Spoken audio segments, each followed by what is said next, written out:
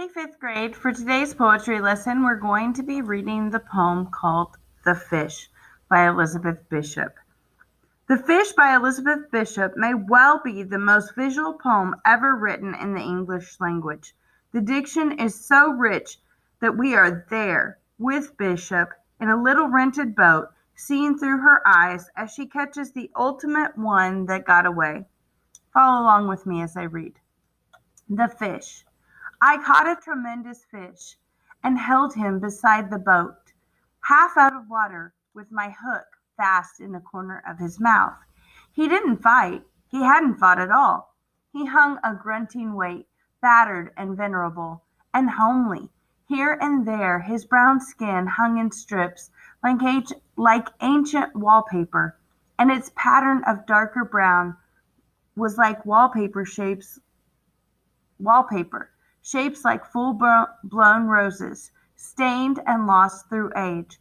He was speckled with barnacles, fine rosettes of line, and infested with tiny white sea lice, and underneath 2 or 3 rags of green weed hung down, while his gills were breathing in the terrible oxygen, the frightening gills, fresh and crisp with blood that can cut so badly.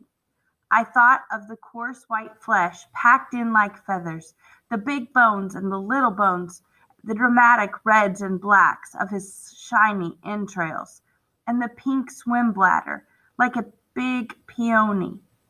I looked into his eyes, which were far larger than mine, but shallower and yellowed, the irises backed and packed with tarnished tinfoil, seen through the lenses of old scratched isinglass. They shifted a little, but not to return my stare. It was more like the tipping of an object toward the light.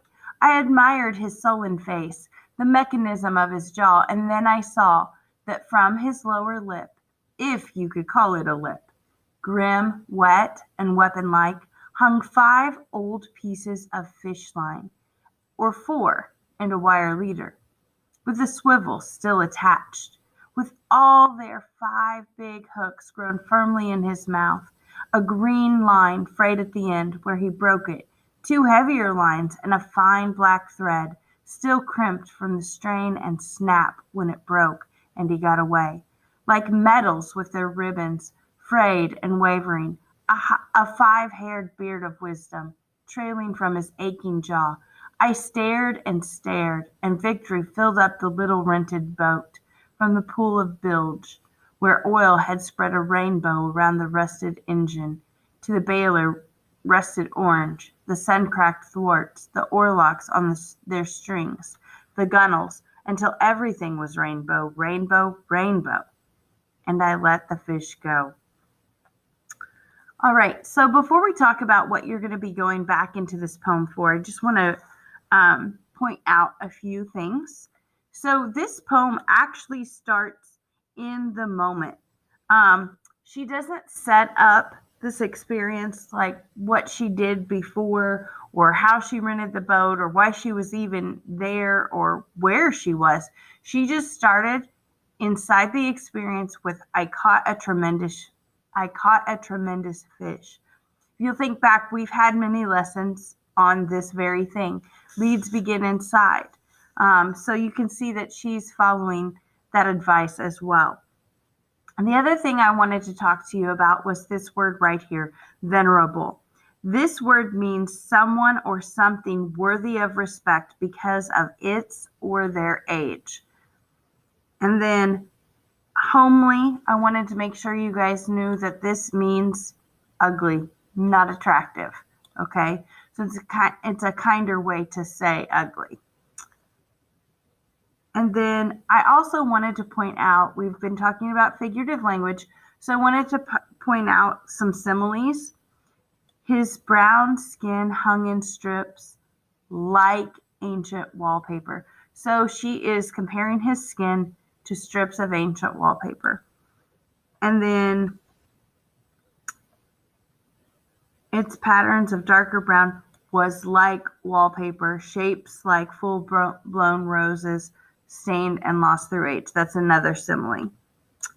Then we see a metaphor right here where it says he was speckled with barnacles, fine rosettes of lime. So rosettes are like little rosebuds. That's not really what's there, but the barnacles kind of look like that. And so she's saying these barnacles are rosettes of lime. They're not, but she's comparing the barnacles that are on him to that, so that you can get an image in your mind and you can understand what she's describing. So we saw two similes, we see a metaphor. I also wanted to talk to you about this word because I don't think we probably have the background to know what it means. Isinglass, right down here. There we go. Isinglass is a form of gelatin made from the air bladders of fish. It was used as a substitute for glass. So in fishing communities where glass for windows and things of that nature were not in large supply, they would use gelatin, a form of gelatin that came from the bladders of fish to create this glass-like substitute.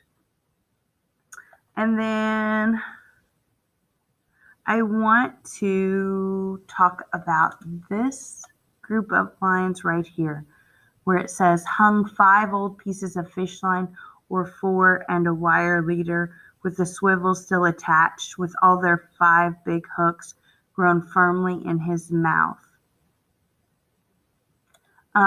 It's important for you to understand that the poet is basically letting you know that this fish is the ultimate fish that got away.